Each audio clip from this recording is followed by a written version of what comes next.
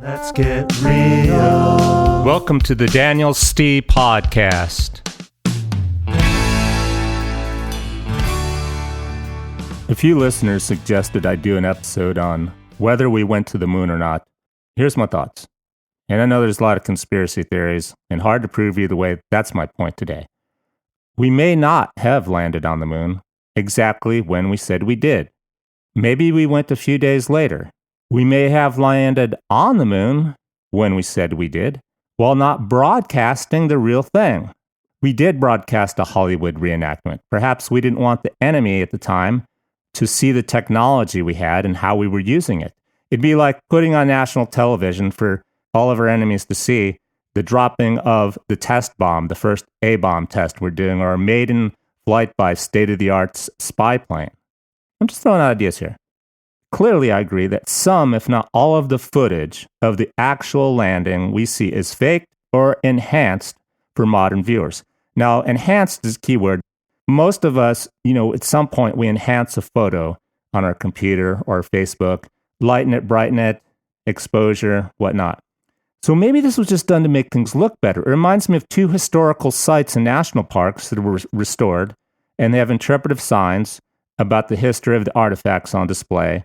And the signs fail to mention that what people are looking at is not the real thing. It's a reconstruction.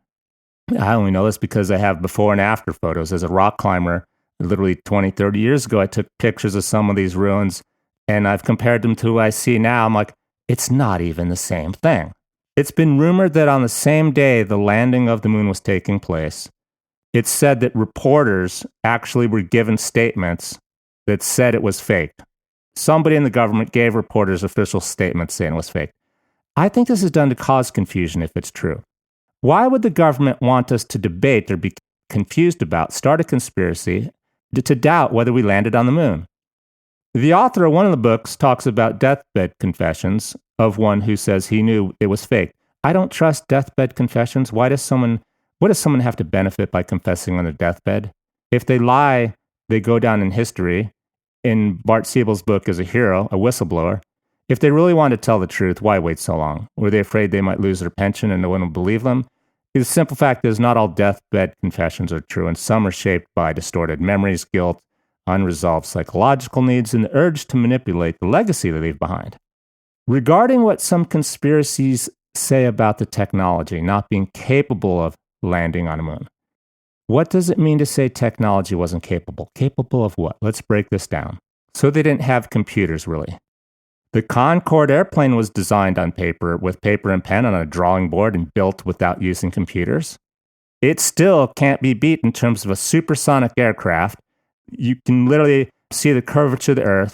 And why is it today we think we couldn't have done spectacular things back then without a computer? I mean, we invented the telephone. We invented television, we invented radar, a lot of cool inventions. Maybe it's because today, with all our fantastic supercomputers and everyone has one, we seem to not really proportionately being innovative, as we like to call everything. We are not being proportionally innovative compared to the past. It seems to me we're wasting a lot of our time being unproductive. Here's the fact that fuels the conspiracy. We didn't land on the moon in the 1960s. NASA admits to destroying the data and hardware from the moon landings. It's true.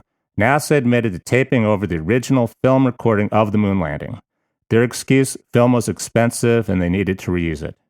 Now, I'm skeptical of that because my parents had a home movie recorder, black and white, literally movie film to film us as children, and we still have boxes full of tape recordings, $1 short living in the projects in terms of being poor. So I think lies are told to cover up the real reasons for doing something.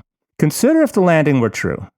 Why would the government not want you to see the original tapes? A little bit of conspiracy stuff here again, maybe something in the background, aliens, or perhaps, again, they didn't want the Russians, Chinese, whoever the enemy is, to see the real technology, to see our weaknesses, to see our strengths.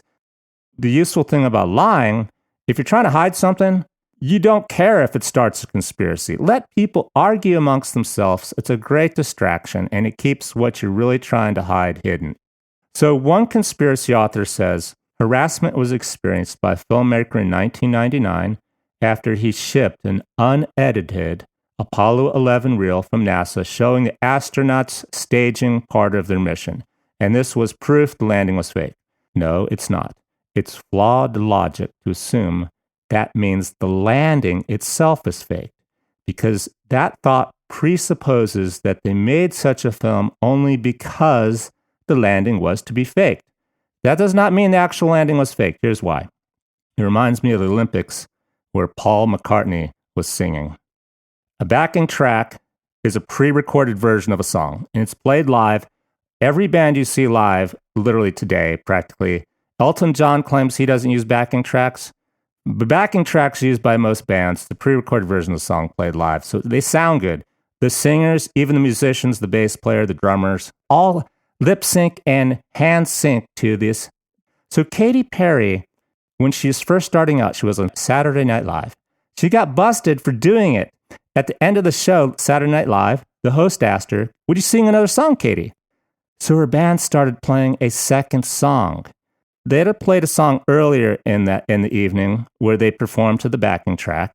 Now they're supposed to play a second different song. Well, the engineer in the control booth at Saturday Night Live either didn't have it or started accidentally playing the first song instead of the second song. Katy sticks to the first song, the same one she's already sung. She starts singing it the second time, lip syncing. The band, not lip syncing, starts playing the second song for real. Rather than throw in the towel at the end of the show and admit she was singing to a backing track, lip syncing, when the band and Saturday Night Live and everyone said goodnight at the end of the show, she, at the last moment, she goes, "I'm sorry," to the audience, "my band played the wrong song." She never admitted to lip syncing. So at the ceremony for the Olympics, Paul's about to start singing when he claims rockets or something went off that took him off cue. He didn't hear his cue, the way he puts it, to start playing. So a backing track started playing, a pre-recorded version of the song, the music and Paul singing. Now, I remember everyone saying he still had perfect pitch and stuff. Paul's off on the keyboard, his fingers, and he's singing, trying to do his own thing because he can't hear the backing track perfectly. He keeps playing and singing in his own little world. So later, when asked by reporters about why a backing track was playing, he said, "Yeah, we had a backing track ready to go in case something went wrong." That's a quote, literally. "Yeah, we had a backing track ready in case something went wrong." So what caught my attention is the words "in case something went wrong." Well, what could go wrong? I wondered if he had intended to play it all along. What if NASA had a backing film ready to show on TV in case something went wrong? I mean, really wrong, like a crash, death, explosion, smoke on the moon, people dying in space. Not only, is that tragic for young kids and families and people, Americans, to watch. I mean, this is the Cold War, the space war. That would look pretty bad on national television for the world to see. So maybe they made a backing film and didn't need to use it. Or maybe after making it, they decided, you know what, it looks so good, why not use it? We can fool the enemy by playing it, make it look easier, and they'll be frustrated, like, how come the Americans are doing it so well? Either way, the landing could have been real. We did land on the moon, while the film and what was shown on television was the fake version. How are you going to know the truth and what's real? Only the astronauts that landed on the moon know. Now, what if at the last minute, one of them got sick and didn't want to be seen on TV, on camera, puking their guts out? So they edited their part out as needed with the backing film or used the backing film. There's a lot of possibilities. Only people that know are those that actually did or didn't land on the moon.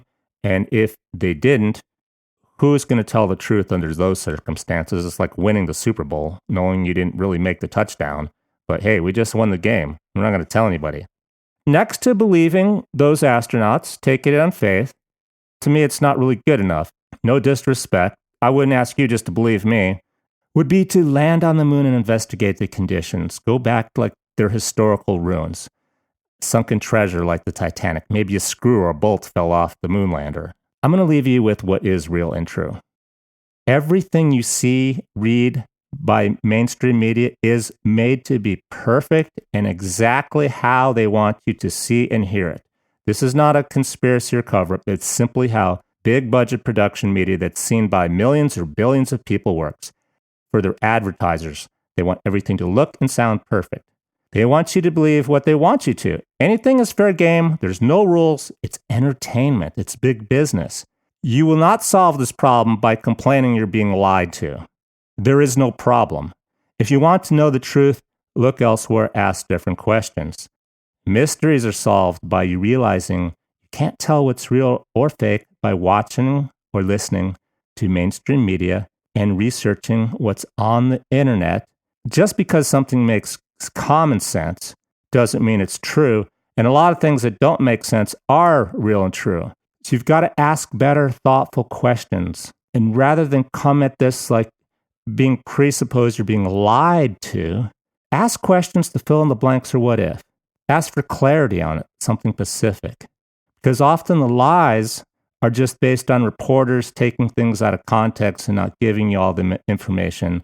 Or in my example of using Paul McCartney and Katy Perry as an example of backing tracks, how do you know that you didn't see both or that there isn't both? A landing, but not on the day. There are a lot of possibilities. Some people might be like, who cares, Daniel? My intention with my show is to make people think better, not to literally prove or disprove a conspiracy. How does that really help the world? It's, can we think better next time? Thanks for listening. I'm Daniel Stee.